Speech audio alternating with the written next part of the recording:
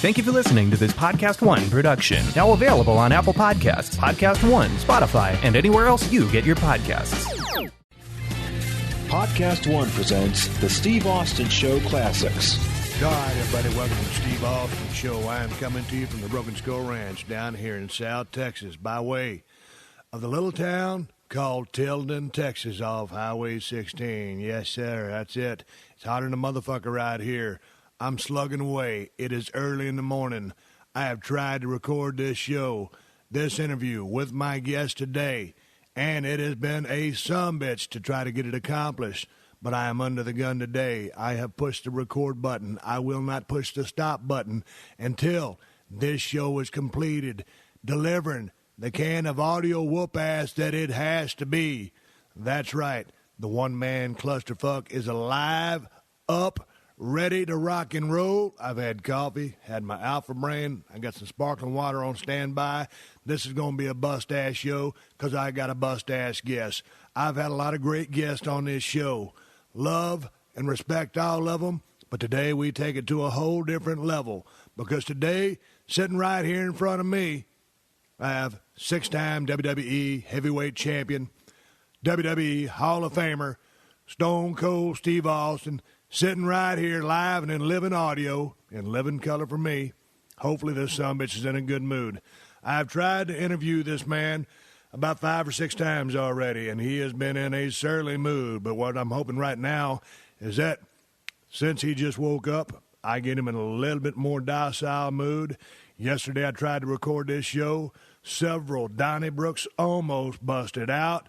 I thought it was going to be a Pier 6 brawl, ending with one of us wearing, brother, a crimson mask. Nonetheless, I've got the one and only Stone Cold Steve Austin sitting here. And the thing about it is, good old Stone Cold is over there sipping on a cup of coffee rather than a can of beer. And when he's drinking coffee and is trying to wake up, that's a good opportunity for yours truly to interview him. Because he starts getting on that beer, he turns into a different animal. Nonetheless, I think he's in a good mood. But while I'm sitting here prepping for him, getting ready, I sent out a tweet. I sent out a tweet on my Twitter account, Steve Austin BSR. You can follow me at Steve Austin BSR. And I said to you guys that I was going to be interviewing the man himself, Stone Cold. If you had any questions, send your questions to questions at steveaustinshow.com. And I got a shit pile of them.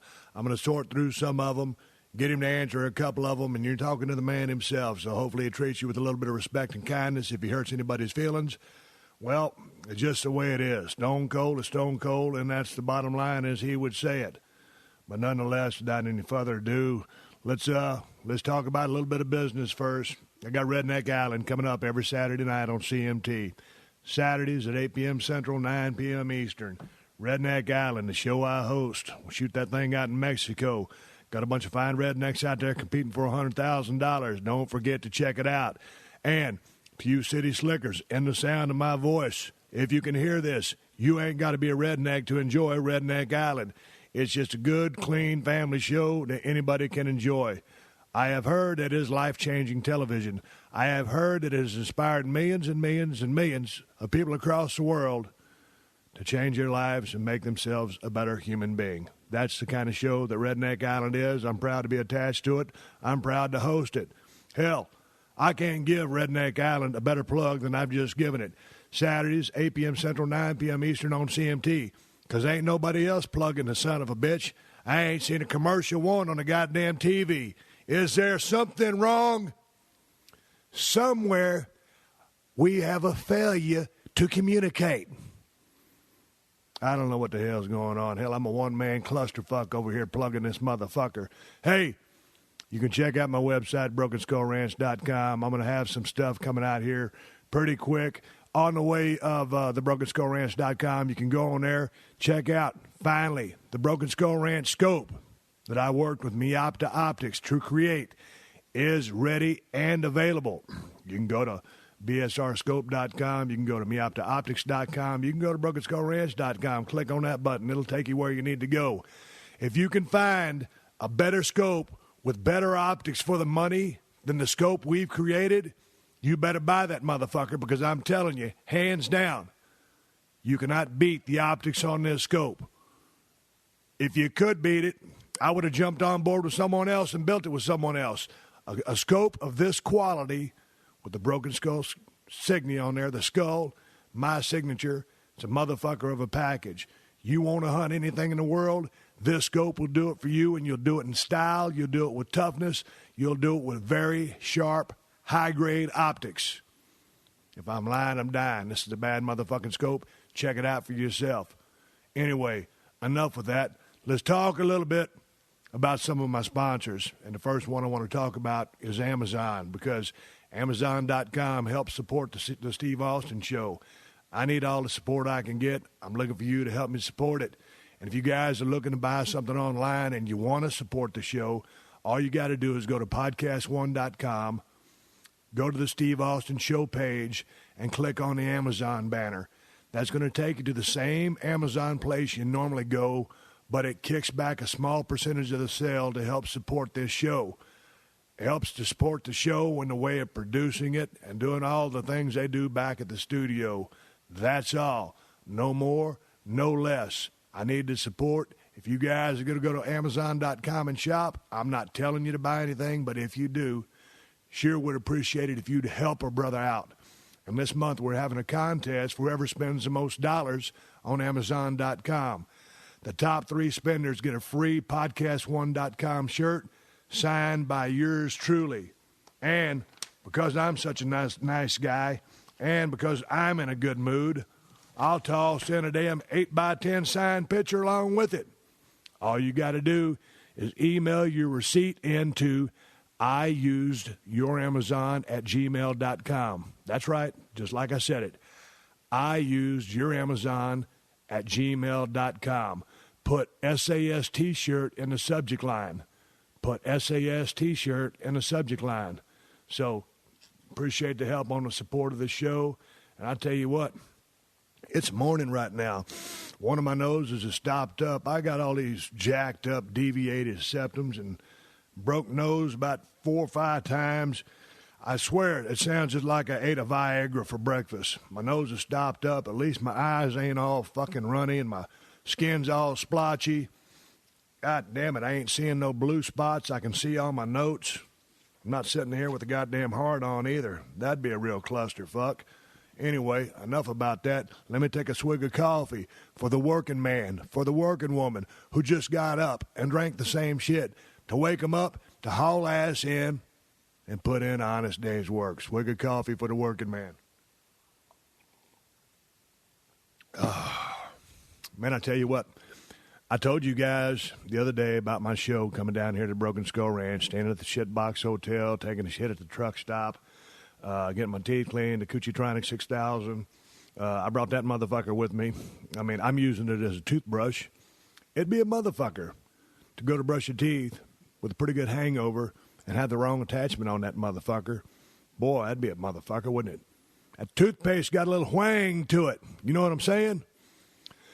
I talked to a guy the other day who was telling me that Jerry Briscoe listens to the Steve Austin Show. I bet Stone Cold Steve Austin's going to have some words to say about that. So I want to say hello to Jerry Briscoe if you're out there listening. A really good friend of mine who really helped influence my career and Stone Cold's while in the WWE. Jerry, I hope this show finds you doing well and kicking ass. And with that being said, I got to tell you one more story before we talk to Stone Cold. Well, you better not tell too many goddamn stories, because I ain't going to sit over here and drink this burn-up coffee all day long, motherfucker. You ain't going to bring Stone Cold on your show and treat him like a jabroni, like I'm some kind of nobody, and just ignore me. Well, I know, Stone Cold, but we have some business to take care of. I've got the bills to pay, do all my due process, get my stuff out there. I'm not trying to treat you like a jabroni. I just kind of want to build your appearance on the show. You're the biggest guest that we've ever had on this show. So I'm going to get to you in a few more minutes. Yeah, you ain't got to build Stone Cold, brother. Listen, Stone Cold, I know I ain't got to build Stone Cold, but I do. I just can't have you on here and then you just start talking, because I've got to take care of the business. This is the Steve Austin Show. I got sponsors to take care of.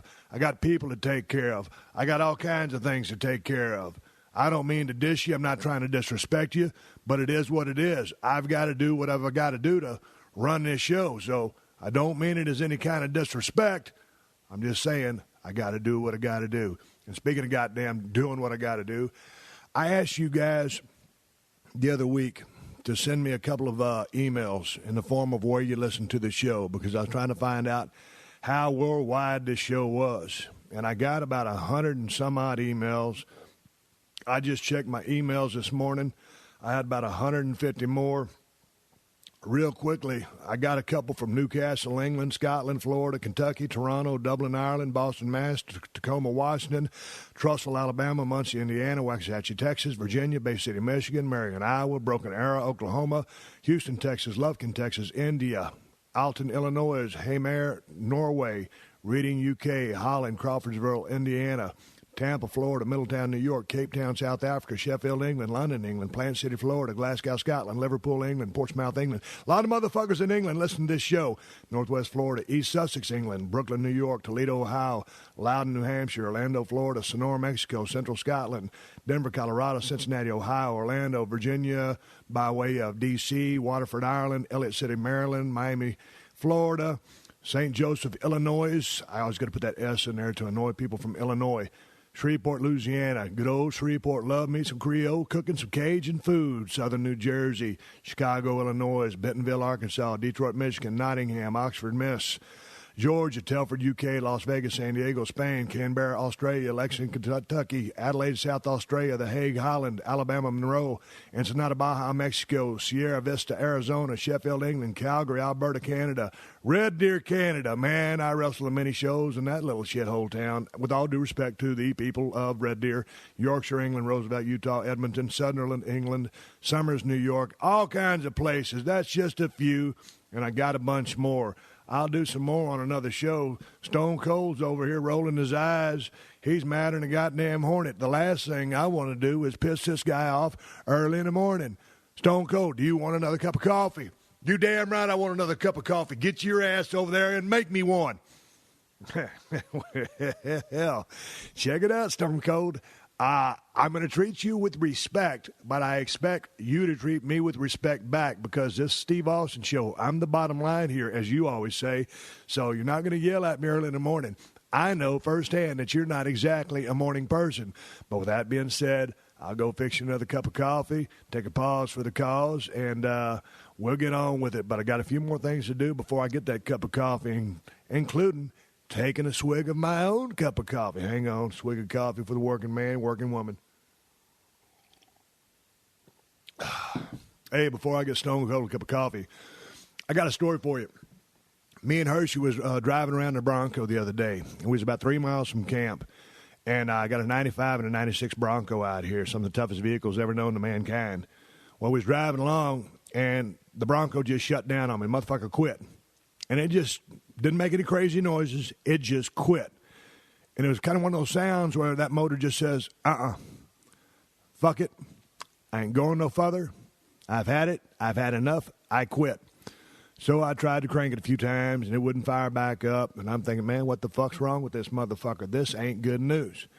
When you're out in the middle of nowhere, in the brush country, and way at the back of the Broken Skull Ranch, this ain't a good thing.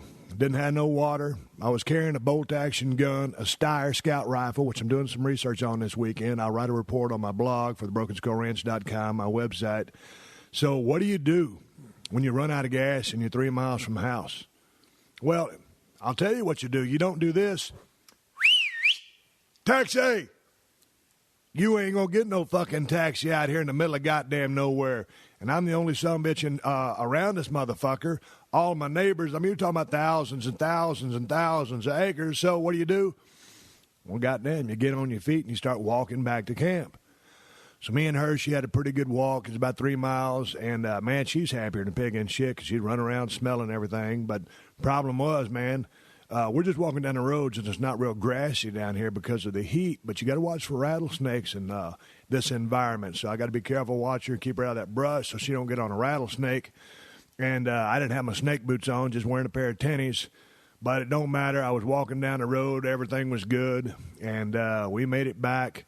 And so I was going to get a buddy of mine to come down and pull that Bronco with a chain back to camp so I could have my mechanics come take a look at it. Well, I went over there the next day just to shits and giggles to see if it would start, and it did. So I drove that bitch back here to the house, and here it sits. And believe it or not, I had a 2007 Chevy Z71, which I'm fixing to sell. The rats had chewed my fuse box on that thing, so my mechanics had came out there and picked that vehicle up, and they were in the process of coming out and dropping that off. So as they dropped that off, they loaded up my Bronco and took it back into town. I'm sure them goddamn rats have done something to chew some wires or whatnot up underneath that motor and shorted something out. People in South Texas know what the fuck I'm talking about in dealing with these rats. They are a pain in the ass. I don't know how to combat these motherfuckers. We do everything we can. When we park our vehicles to go home, we pop the hoods on everything so they don't really feel like they can nest on the motor. On my Polaris, I pop the hoods. I take off all the seats so they don't have anything to nest under. I hook on my trickle chargers. But them rats come in there, and for some reason, rats love to chew electrical wires. If there's one thing I can't stand, it's a motherfucking rat chewing up all the electrical stuff on my vehicles. You go to New York City, they're famous for having big-ass rats in the sewers. I don't know what those motherfuckers eat. I don't know that they destroy cars, but the ones out here in South Texas, those low-down, dirty motherfucking vermin, they eat everything good that I got. If you got a solution to my problem, you can send it to questions@steveaustenshow.com, and you can put right there on the subject line, rat solution. If you got a rat solution for me that works, I'll send your ass a Steve Austin Show T-shirt that I'm fixing to get print up. I'm all fired up about these damn rats. Them motherfuckers have cost me so much goddamn money, I might sell this motherfucking ranch just so I can get out of debt from taking care of rat damage. Swig of coffee for the working man. Hey, I got some good news for you. As I said earlier, Stone Cold Steve Austin is sitting here live and in living color. Going to talk to him. I'm going to ask him your questions. And, shit, I almost forgot. I'm all worked up. Still in the morning drinking coffee. Let's talk about the word of the day a little bit. Word of the day is cock block. Cock block is the word of the day. What is the definition of cock block? Check it out. To interfere with someone who is getting acquainted with, conversing with, or hooking up with a member of the opposite sex or the same sex, whatever it may be. Here's another definition of cock block. A motor vehicle maneuver usually done by a cocksucker and other ignorant people designed to prevent someone from changing lanes in traffic. I deal with a lot of those cock blockers. I'll use cock block in a sentence for you. I was trying to turn into the liquor store to get me a 40, and some shithead driving a Prius cock blocked the turn lane. That's cock block. Here's cock block in another sentence, in another context. Hey, I was digging this hot chick at the club, and some dipshit with a mullet kept cock blocking me. Motherfucker got in my ways from me trying to score. Ha! A little you-know-what. Ha! Cock block is the word of the day. And guess what, folks? I got good news for you. I got real good news for you. You're going to dig this. Swig of coffee for the working man. Let me thumb through my notes here. What was the good news I had? Oh, here it is. I didn't even look for the paper. Ha! Check it out.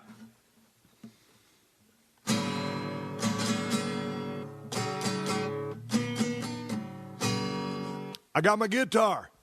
This is a guitar that was given to me by Zach Wild of Black Label Society. He used to play for Ozzy Osbourne. A good friend of mine. Zach lives about 50 miles outside of Los Angeles.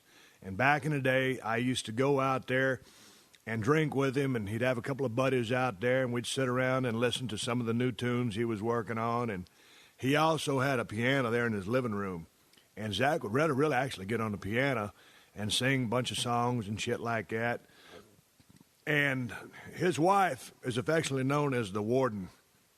I think I am the only human being who actually got banned from coming out to Zach's house. The Warden said, no more. Enough.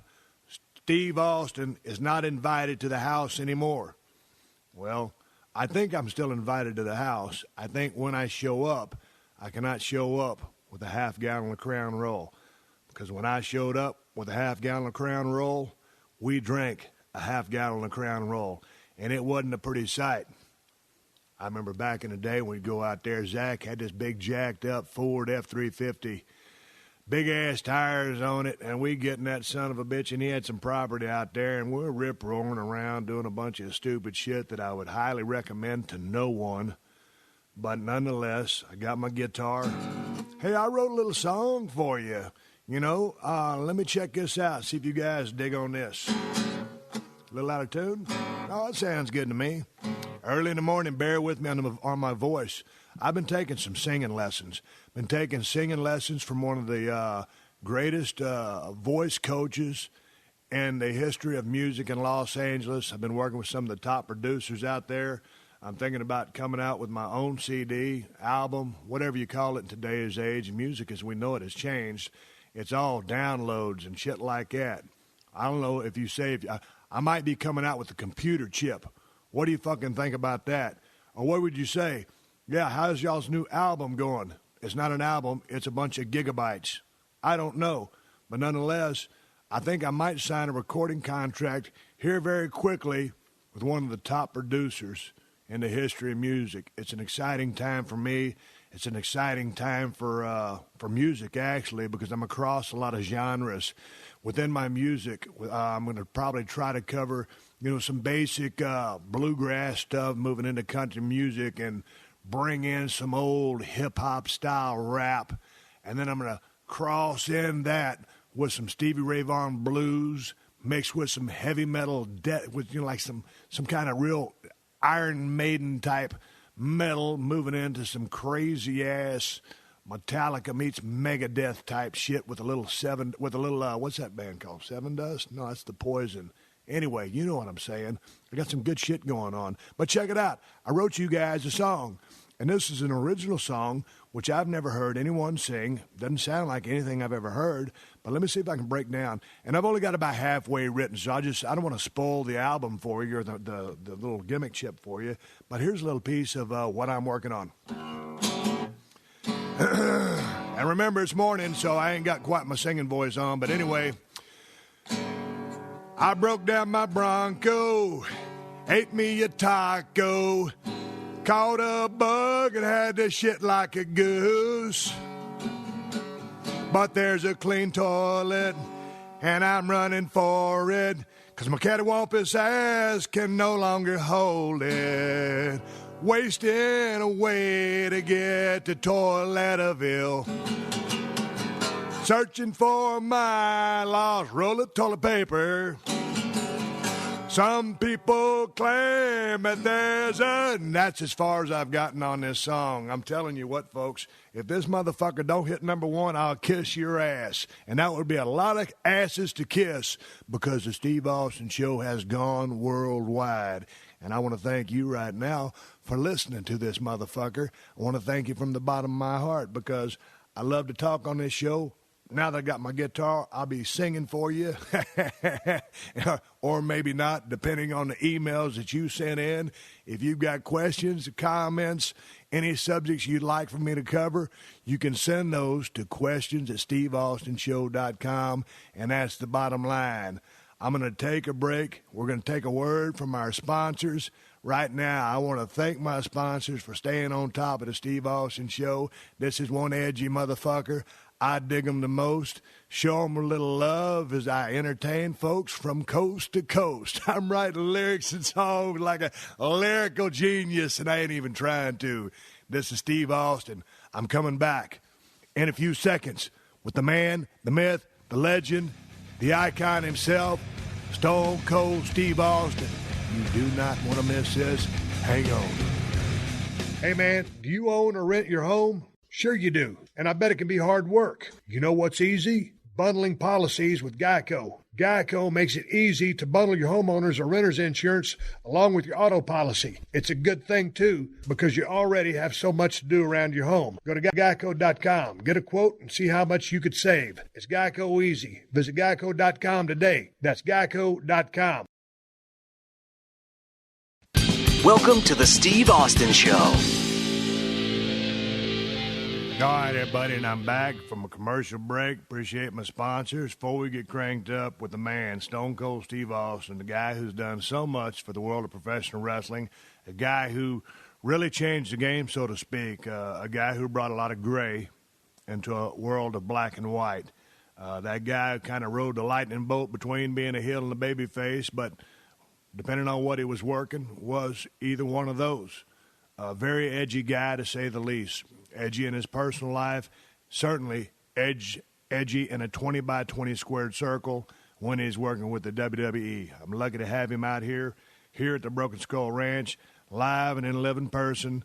I'm a little bit, I don't want to use the word trepidatious because trepidatious ain't in my dictionary, but nonetheless, I will proceed somewhat with caution, but proceed forward at a rapid pace. This is the Steve Austin Show. I am, as he would say, the bottom line, and we're going to talk to Stone Cold Steve Austin after I tell you one more time about this Amazon.com stuff, because if you guys want to support the Steve Austin Show, if you go to PodcastOne.com, click on the Amazon banner on the Steve Austin Show page, save that in your URL. That will get you to the same Amazon place you normally go, but with a bonus, because Amazon will kick back a small piece of chump change on the sale to help support the Steve Austin Show. It helps keep this show up and running. And if you want to take a shortcut, you can also go to my personal website, BrokenSkullRanch.com. There's an Amazon link right there on the home page on the right-hand side. Click on that, save that on your URL, and you're good to go. And Amazon just shows a little bit of love to the SAS and keeps this motherfucker up there for free. Anyway, before I waste any more time fiddle fucking around, I cannot lollygag any longer. I go into this interview and I ain't pussyfooting around. But then again, you know, I don't want to sass Stone Cold Steve Austin because this sumbitch come upside my head and knock me all cattywampus. So anyway, here's the man, the living legend himself, Stone Cold Steve Austin. Welcome to the show. Well, I'm glad to be here, motherfucker. You got any questions to ask Stone Cold? Because I've been sitting over here for 25 minutes while you've been over there flapping your gums, singing on that stupid guitar, and I drove down here 1,500 miles to be on your stupid show. So if you're going to ask questions, you might as well start asking questions. Otherwise, I'll throw your ass through this goddamn window, and once you land out there in that gravel, I'll walk outside, stomp a mud hole in your ass. I ain't wearing nothing but a pair of flip-flops, but it ain't nothing but a thing like a chicken wing on a shoestring for me to bury my foot up your ass, and when I pull it out, that flip-flop will stay there. So you can take your little ass to the hospital, get an MRI, an X-ray, or whatever it takes to get that flip-flop removed from your intestines. What do you got to say about that? Well, Stone Cold, I mean, during the break, I made you a cup of coffee, but I didn't know you was going to show up in a real pissed off mood. Well, how'd you expect me to show up? You wake me up early, treat me like a jabroni, trying to stall all this time, and I want to know what happened. You let me borrow your toothbrush. What the fuck was on the end of that toothbrush? It tasted like shit. Oh, I forgot. You borrowed my toothbrush this morning. Yeah, I borrowed your toothbrush this morning. What happened? That's a long story, Stone Cold. You actually used the Coochie-tronic 6000 to brush your teeth with. Now, Coochie-tronic, what are you talking about? Never mind, it's a long story, but I'm sure your teeth got clean enough. Could you step back about 3 feet because I'm kind of smelling a little bit of something? Let's go on with the interview, Stone Cold. But before we go on with the interview, I thought I would sing you a song just from me to you back in the day and kind of help you wake up and get you in a cheery mood. Here goes. Kumbaya, my lord, kumbaya. Kumbaya, my lord, kumbaya. Kumbaya. Give me that goddamn guitar. Stone Cold, I was just trying to sing you Kumbaya. I used to sing it all the time on Monday Night Raw. I don't give a rat's ass what the fuck I used to do on Monday Night Raw. You didn't bring me down here to sit on a damn guitar singing me Kumbaya. Well, dude, you ain't going to get hot about it, man. I'm just trying to entertain your ass. Yeah, well, you can entertain Stone Cold Steve Austin by asking him some questions. Well, all right. How was your drive down here to the Broken Skull Ranch? What difference does it make how my drive was? I'm sitting here live and living color right here in front of you. Just ask me some stupid questions.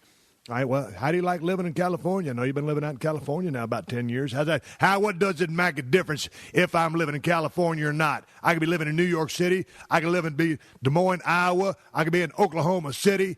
I could be in Indiana. I could be in Minnesota. What the fuck difference does it make where the fuck I live? Ask me some stupid questions. Boy, I tell you what, you might have had one too many cups of coffee. Do you want me to? No, I don't want you to sing me another song. Well, all right, let's get down to business. Let's talk about a little bit about wrestling. I know that when I listen to you talk sometimes that you like to help the future generation of upcomers in the WWF. And speaking of upcomers and guys that are trying to break in the business, whether it's in the WWE or guy in the independent circuit or some of the cats down there in TNA trying to make a name for themselves, I know that you love wrestling. I know that you spilled blood, sweat, and tears and left body parts all over the United States, all over the world working with WWE. I know that it's in your blood, but you watch all forms of wrestling. So with that being said, without any further ado, I just had a couple of questions that I wanted to ask you before we get to the ones from the fans. So, Stone Cold, in your opinion, what makes a great baby face? Well, that's a goddamn good question. Anybody out there listening wants a little bit of 411 on wrestling, shut the fuck up, put whatever you're doing down, and listen to what Stone Cold Steve Austin got to say. A great babyface, in my opinion, has got to have great fire. A great babyface has to be able to sell like a motherfucker. A great babyface has to have a solid work base. And a great babyface has to have a great promo, or at least a good promo. When you're in that ring, people cannot be able to see through your work. All the holds, all the moves, you must execute with perfection. When I say fire, when that heel has cheated too much, you have to get pissed off. You have to show a spark of energy. When you make that comeback, you have to throw all the rules out the book. You have to be a pissed off, mad motherfucker. And it's almost, they call it fire, but I mean, it's just, you have to be livid. You have to give a shit. You have to make that crowd feel the emotions that you are feeling. If the crowd does not feel your emotions, you are an ineffective babyface. With that fire, you've got to sell. You've got to show vulnerability. You have to show, I don't care how tough you are, even as Stone Cold Steve Austin back in the day, I had to be vulnerable to a degree. You're going to have different levels of babyface. Some may be white meat, easy to get heat on. Some are going to be more like The Undertaker, a babyface, but not a guy you're really going to feel sympathy for, but you will cheer for because you respect him so much, and you know that he will arise soon enough from that set of heat that relentless heel has instilled upon him. So there's different levels of babyface. But if I was just going to go traditional babyface with a lot of fire who could sell and had solid work and good promos, three of my favorite baby faces, and this is not the top three in the history of the business, but if you're looking to watch a baby face's work for the tangibles that I have laid out, I would check out Ricky Steamboat, Ricky Morton, and Dusty Rhodes. Ricky Morton was big as a minute, but you talk about one of the most fiery competitors to ever step inside a squared circle. Ricky Morton had a damn good promo. You could not see through his work, and he had tons of fire. Ricky Steamboat is on the top of the list.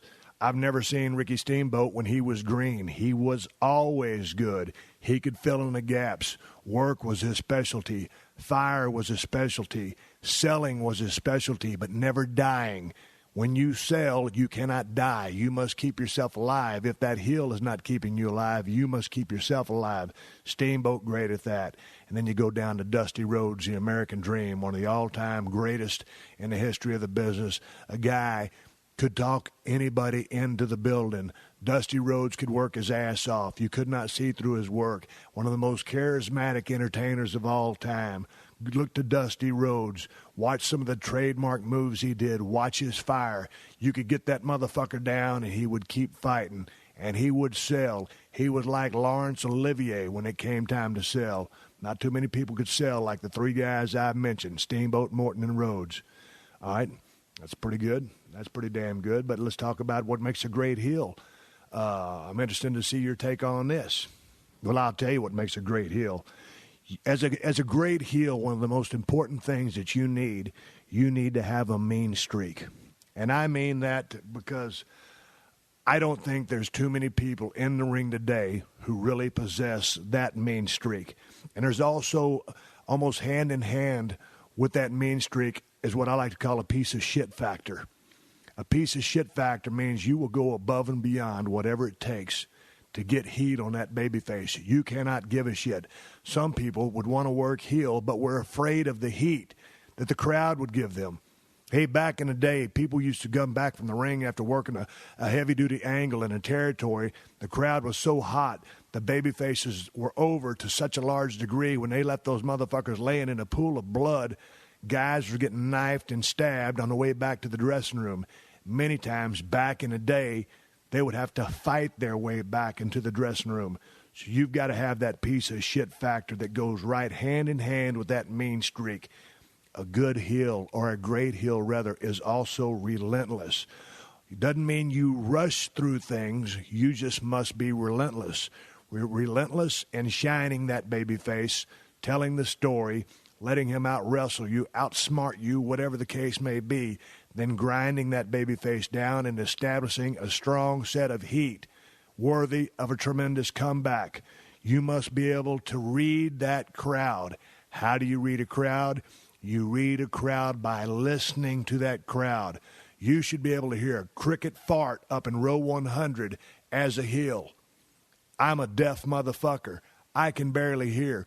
But once you get me in an arena, whether it's a 500-seater, a 20,000-seater, or a 70,000-seater, I can hear a cricket fart in row 200 because I am tuned into that crowd. A great heel will always listen. You've got to know psychology. You got to know how to shine that baby face, when to cut him off, when to give him a hope spot, how to keep him alive, and then going along with the relentless factor, you've got to flip-flop and fly for that baby face when it's time to give it all back in that comeback as you head into the finish. All the false finishes, and whether you're going over or he's going over, you've got to be able to always have some reserves in your gas tank. You cannot blow up as a great heel. And to top it all off, it all goes back to working that microphone. You've got to be able to cut an effective promo. And if there's a couple of guys who, embodied some of the things which I just said, I would pick Buzz Sawyer as one of my heels with a great mean streak. Not so much the greatest promo in the world, but when he did cut a promo, I believed he was out of his mind. I believed wrestling was real. Now, granted, this was back in the day before all of the exposés, but this motherfucker was a walking mean streak 24/7. I also dug a guy called Adorable Adrian Adonis. Adrian Adonis, there was something about him when he went to get the heat. He switched, and he turned into the biggest piece of shit you could imagine. He did not rush. He was relentless in his heat. He would flip-flop and fly for that babyface on a comeback. Was he the greatest in the world? No. But just when he got his heat, it really made an impact on me. Of course, you got to throw the nature boy Ric Flair in there, one of the greatest workers of all time, one of the greatest, in my mind, psychologists of all time, and obviously a great, great talker. Ric Flair could go in there, shine up a babyface, pick on a body part for 10 or 15 minutes, put the babyface back on top, then ground him, and work on that damn knee for 15, 20 more minutes as he tried to set up the figure four. That was a classic Ric Flair match. Some people will argue, have you seen one Ric Flair match, you've seen them all. Well, to a degree, that's like saying if you've heard one Boston song or one Van Halen song, you've heard them all. All bands sound the same to a degree. Every wrestler wrestled to the same match to a degree. If you've seen one Stone Cold match, you've seen all of those too. Certainly, they're all going to be different, but that's one of the biggest knocks against Ric Flair. How many times can you get thrown off a top turnbuckle before you know that, hey, I better not climb this motherfucker? That's entertainment. That's one of the intangibles that Ric Flair brought, but that's what I loved about the guy. I never seen Ric Flair blow up a match in my life. So Buzz Sawyer, Adrian Adonis, Ric Flair would have been three great heels for you young cats just to look at pieces of their work and check them out. One more guy who I'll throw in here from a heel babyface standpoint, if you watch Bret the Hitman Hart, whether he was a heel or baby, and the thing about having fire as a baby, you can't have, let me put this a different way, you can have fire, but you've got to be able to gauge that fire so you don't look like you're complaining or crying every time that heel cheats. So that's something that you have to weigh in very delicately with. Some of you will understand that, some of you will not. But Bret Hart, whether he worked heel or baby, his work was so credible you could not see through none of it. And he had a vicious, mean streak when he had the heat, and he was relentless. Bret Hart would stay on your ass. As a babyface, I loved the way he would sell. I loved the way he took his time, whether he was working heel or baby. So Bret Hart is also in my list. Man, that's interesting, Stone Cold. You dig talking about wrestling, and with those answers of what makes a great heel and what makes a great babyface, seemingly to me, great tag team wrestling has disappeared. Why is that? I don't know why great tag team wrestling has disappeared. It just seems to be more of a solo type sport where guys are, truly, once you get into the business of professional wrestling, you're in it for yourself. I would rather depend on myself, the guy looking at me in the mirror any old day of the week, than having to depend on a partner who may get hurt, who may get injured, who may want to take off, who may get burned out. Maybe he's on drugs. If I've got to depend on a guy looking at me in the mirror, I'm in a better place because it's all on my shoulders. But seemingly, a lot of the importance has been taken off of the tag team division, and that is a shame because when you have two great tag teams in there who know how to work and understand the dynamics of a match, two tag teams who are really over as a heel team, over as a babyface team, with everything that they can do, with a great referee drawing that ref, stuff behind the ref's back, cutting off the ring, false tags, false finishes, interference from outside, shenanigans going on, brawls outside the ring. A very exciting tag match can steal the show almost every night of the tour if you have great tag teams in the ring. And I always looked at, to name a couple of my favorite tag teams, and there's many others out there, but if I had to say a bunch of great tag teams, I'll give you 7, and I'll start off with the Rock and Roll Express. Ricky Morton and Robert Gibson. These guys should be in the Hall of Fame. Midnight Express, Bob Eaton and Loverboy Dennis Condrey, or Bob Eaton and Sweet Stan Lane. Those guys could work their ass off. Whichever combination you're talking about, those guys should be in the Hall of Fame. Now, when you're talking about the Midnight Express, you've got to throw one of the greatest managers in the history of the business, one of the greatest all-time talkers in the history of the business, Jim Cornette, into the mix. When you had the Midnight Express doing all the dirty deeds they did to get heat, and you've got Jim Cornette flapping his gums on the microphone, and nobody could talk like Jimmy Cornette, then you have a winning combination. Jim Cornette used to piss me off so much as a kid, I would like to climb through my TV screen and punch him in the mouth, steal his tennis racket, and whip his ass with it. Jimmy Cornette, highly effective. Here's a tag team a lot of you guys might not have heard of nowadays as I speak, but back in the days in the USWA and that Mid-South area, the fabulous ones, Steve Kern and Stan Lane. Two good-looking cats, rugged, work their ass off, lots of fire, great gimmick. And those guys put asses in the seat and would give anybody a great match. Fabulous Freebirds, Michael P.S. Hayes, Terry Bam Bam Gordy, Buddy Roberts, Michael Hayes. These guys, the Fabulous Freebirds, I think were the first tag team or first team in general to ever come out to the ring with music. Michael Hayes, one of the great all-time talkers, a heat-seeking missile, not the greatest athlete in the world, but when I used to pay my money to go see the Freebirds take on the Von Erichs in the Sportatorium in Dallas, Texas, the Freebirds were one of the big reasons I paid money. And to watch Michael Hayes, the entrance was worth the price of admission, come down in that sequin red rebel flag robe. And then you had the Heater, Terry Bam Bam Gordy, the Bully, the Mean Streak, and Buddy Roberts, the guy who everybody's ass they thought they could kick, Buddy Roberts. Those three guys was a hellacious combination. Talk about the Road Warriors, Hawk and Animal. You don't need to go on and on and on about these guys. These guys changed the face of tag team wrestling. Some say for the good, some say for the worse, but kings of the no-sell, kings of power, kings of intimidation. Man, when the Road Warriors music hit, you stood up, goosebumps popped out. It was Hawk and Animal with Precious Paul Ellering as their manager. These guys were awesome. You looked at the Road Warriors and you either were intimidated or you were scared, but you respected these guys. And they had one of the greatest tag team careers in the history of the business. While we're talking about tag teams, man, you can't get no better than the Andersons. I didn't get a chance to see a whole lot of Gene and Ole, but I saw a lot of Ole and Arn, and that's probably my favorite combination right there because yet Ole was the mean streak. He was the bully.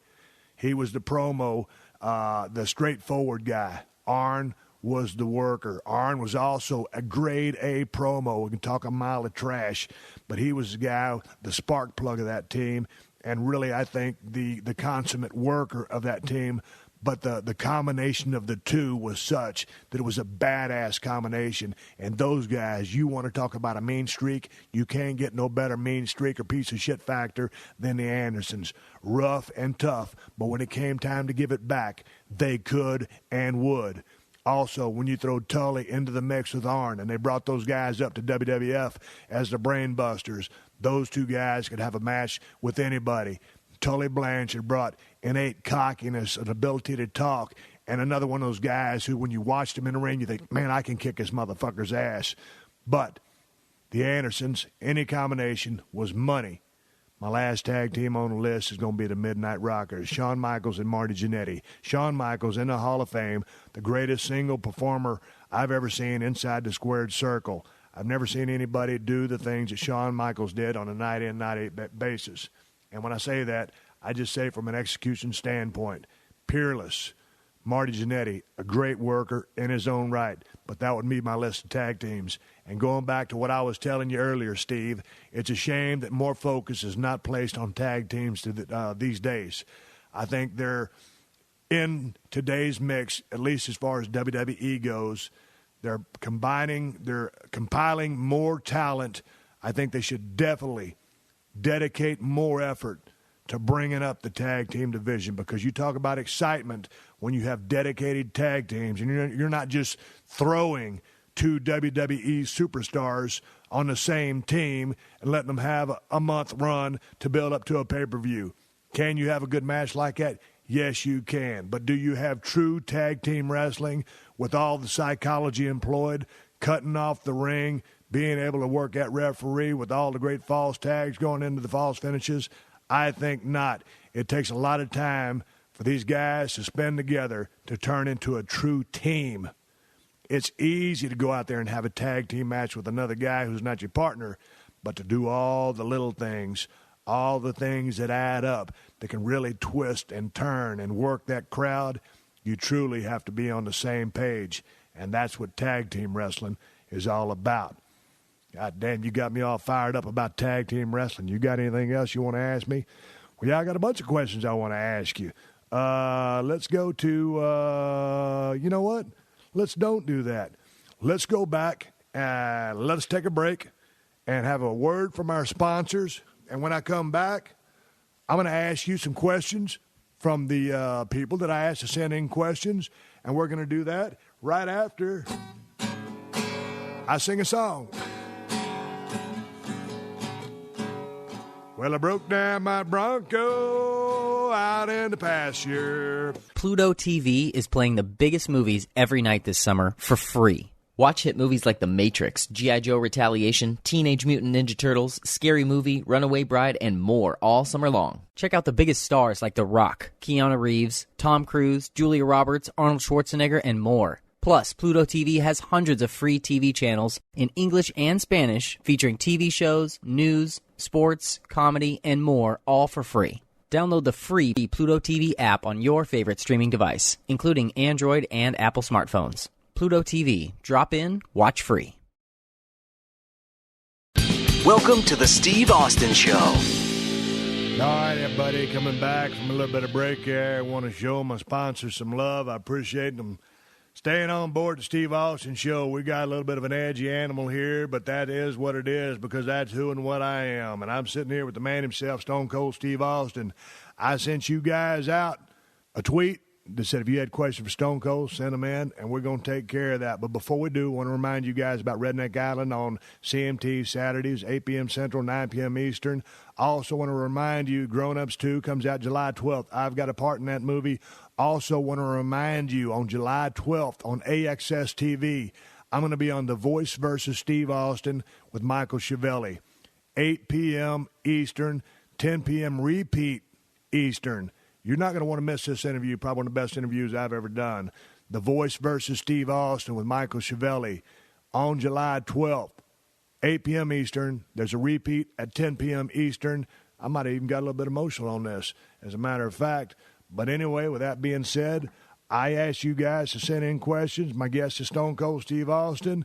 He threatened me during a commercial break that he was going to yank the guitar from me and shove it straight up my ass, and that I would have to open my mouth to tune this motherfucker. So I probably will not pick up the guitar again. Nonetheless, let's get to some questions. Make a good one here for Stone Cold. I know these guys at the studio will trim out all these. All right, here we go. This is a question from Kirk up in Philadelphia. Stone Cold, did you accomplish everything you had originally set out to accomplish as Stone Cold Steve Austin? Well, you know what? That's a good-ass question.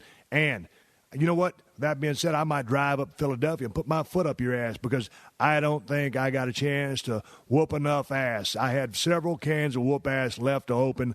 I didn't get a chance to open those. I had to ride off into the sunset a little bit too early. So I had unfinished business to take care of. I would have loved another couple championship runs. I would have loved to work with a couple of the cats that are in the system right now today. But that didn't happen. It is what it is. But, you know, I whipped a lot of ass while I was there. I had a lot of feuds. I had a lot of fun feuding with everybody that I feuded with, all the way from Vince to Brett to Rock. The matches I had with Triple H, I had a damn blast. And I drank so much damn beer, Stone Cold Steve Austin, I had an absolute blast. A lot of blood, sweat, and tears left all over the world, and I had a damn good time doing it. I could have stayed around a little bit longer, I would have, but it was trying to get the fuck out of Dodge. You know what I'm saying, brother? Thank you for the question. Goddamn, Stone Cold, you're actually being pretty nice to these guys. That's well, what do you want me to do? Be fucking rude to your listeners? Well, no, not rude, but anyway, it's nice to see you tone down a little bit. But anyway, let's go to another question. Stone Cold, I always wondered who was throwing you beers into the ring. I always thought whoever it was like Stallback. Always putting it on the numbers. Who was throwing you the beers? The guy that used to throw me those beers was a guy named Mark Eaton. He was the timekeeper. He was one down there running that bell.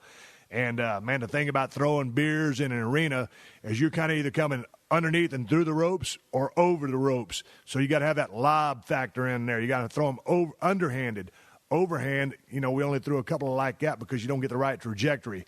Mark Eaton was a guy who's throwing me those beers. And I got to say, give Mark a shout-out because I don't know how many beers that motherfucker tossed me, but he was on the money damn near every time.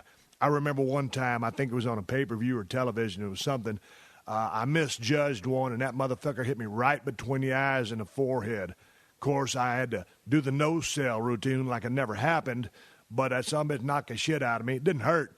But Mark Eaton, and I think, if I am not mistaken, you can follow Mark on Twitter at WWE Timekeeper. Hell of a job, Mark. And if you listen to the show, Appreciate all the beers you tossed me. It was a damn good time working with you. Now, ask me another question before I throw you chump ass through that window. Oh, it's Stone Cold. You ain't got to get hot about it, man. God damn it. Here's one. Shit. Here we go. Well, this one's actually for me. Hey, Steve, huge fan of the show, no question, but I would like to say how I personally love when you shoot the shit with us. Hearing stories about what's going on in your life, I feel like I had a full ab workout after listening, and stories are very helpful and educational with the word of the day. And we also learned that the word of the day was cock block. We all know what cock block means now. I never carried a pocket knife with until you advised it, and the scrubber on the stick is pure genius. Please keep doing it and don't stop. No time. I love the show. Oh, hell yeah.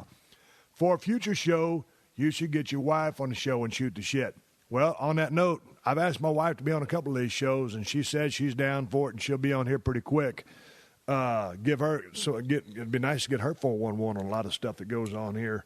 Might have to tone my language down a little bit, actually. Maybe she'd be down with it, but she's going to be on the show coming up in a couple future episodes. Hopefully, she's chipped in from time to time when she's laying over on the couch, but nonetheless, let's go back to the questions for Stone Cold. Hey, Austin, been watching tweets between CM Punk and you. Are you friends or something? Well, Stone Cold, are you friends with CM Punk? I ain't friends with nobody. As far as the Twitter account goes, somebody wants to send me a damn tweet, I'm going to tweet them back. CM Punk's a damn good hand, but he ain't got the damn talent to lace my boots, if you know what I'm saying. If CM Punk was smart, he would leave Stone Cold Steve Austin alone, and that's all I got to say about that. Well, but surely you guys are friends because, you know, I know you've talked to him and you've said in the past that you got a lot of respect for the guy and the promos and his work ethic and his work in the ring. Well, yeah, I said all that, but I'm not going to get all mushy and act like I'm in love with the guy. He's a pretty good hand in the ring. He does a pretty good promo, and that's the end of that. And that's all I got to say about that. Now move on to the next damn question. Stone Cold, how often do you watch the current product, or do you watch it at all? Yeah, I try to watch it whenever I get a chance. Most time I'm not at home. Most time I don't watch a whole lot of show on TV. Do you watch it? Well, I've been actually trying to watch it, and I'm actually thinking about coming up with another show. And not to cut off your question time, Stone Cold, but check it out. If you guys would like for me to do a show based on wrestling where I break down what happens on Monday Night Raw, Friday Night SmackDown, and the TNA Impact Zone, you can send your comments, yes or no, or you would be interested, to questions@steveaustenshow.com. Wait a minute. You're going to break down what's going on WWE, Monday Night Raw, SmackDown, and TNA. Well, yeah, I was thinking about it because, you know, I enjoy talking about the wrestling business, so you don't think that that'd be a pretty good idea? You don't really want to know what I think, do you? How would you like me to grab that guitar and wrap that motherfucker around your head? Man, I'm just talking about doing a damn show. I wasn't even talking to you. I'm talking to my listeners. Can you see that I'm not addressing you? I'm looking at the microphone from which I'm talking to. So I'm going to, you know what? You have kind of meddled me for about the last time, motherfucker. You're only about 3 foot away. Don't think that I won't reach over there and slap the fuck out of you. Oh, you going to slap the fuck out of me? You going to draw back a bloody stump? You better ask Stone Cold another question before I fucking get mad and start commencing to whooping that ass. All right, relax, Stone Cold, relax. I ain't backing down from you, but you wanted to finish up with a couple questions. Here we go. Well, here's a question actually for me. Dear Steve, what went wrong in your match against Mr. Fly? Well, I thought I had Mr. Fly exactly where I wanted him. Superfly Jimmy Snuka come out of the back. I didn't even know Snuka was in the building. I had the Fly exactly where I wanted him. Wait a minute. You got your ass whipped by a fly? How much does a goddamn fly weigh? 2.5 grams, 5 grams? You got your ass whipped by a fly? Well, no. I mean, I was wrestling the fly, and I was working his wing. I thought I picked the right body part because if I worked his wing, it'd take away some of his mobility.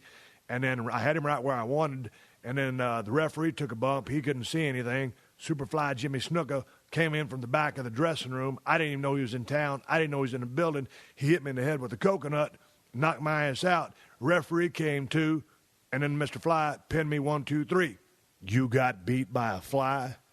Is there going to be a rematch with said fly? Yeah, I'm trying to set the rematch right now. I've been calling the promoters, having a hard time tracking down Mr. Fly. I would like to, seek revenge. I'd like to avenge my loss. I'd like to redeem myself as a man, a person, as a professional wrestler. But then again, I wasn't counting on the Superfly coming into the ring and hit me in the head with a coconut. You didn't know that Superfly Jimmy Snuka likes to hit people in the head with coconuts? Well, yeah, I knew that, but I didn't know he was going to be in the ring. Well, you got to expect anything. Don't you understand? DTA, brother. Don't trust anybody. Well, all right, Stone Cold, all right. Understood. I'm going to go for the rematch against Mr. Fly. Maybe you would be interested in taking on Mr. Fly. Well, if he beats you again, maybe I will.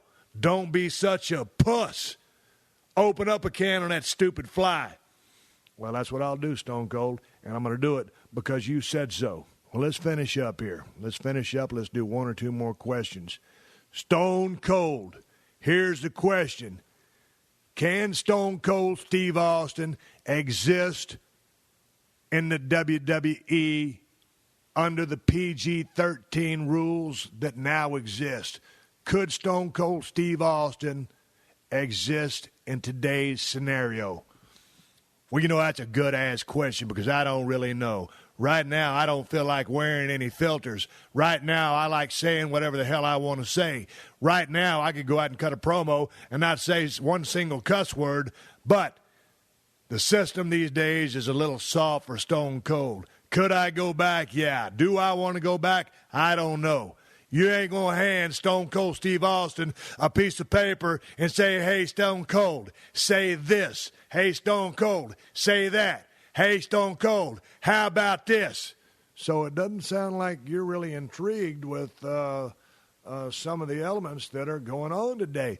Well, let me tell you something this way. Let me put it like this. Stone Cold Steve Austin don't walk on eggshells. Stone Cold Steve Austin walks in the door, does what he wants when he wants. Then, if I got the right offer, would I consider it? I don't know. It is what it is. It's a different system. They've got a good thing going on. I'm looking forward to what they got going on in the future.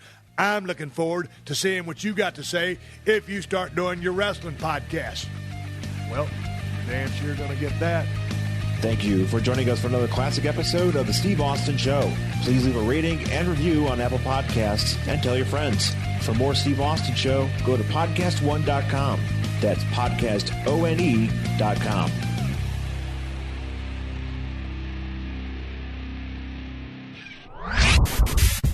Yo, what's good? It's your boy, Big Brother Jake, a.k.a. Jake Warner, my government name. Check it out. I host a show called the Big Brother Jake Podcast, and I've taken my talents to the biggest and baddest platform on the planet. That's right, baby, PodcastOne. My show is unique as I talk about everything. Life, sports, entertainment, being a single dad juggling several jobs.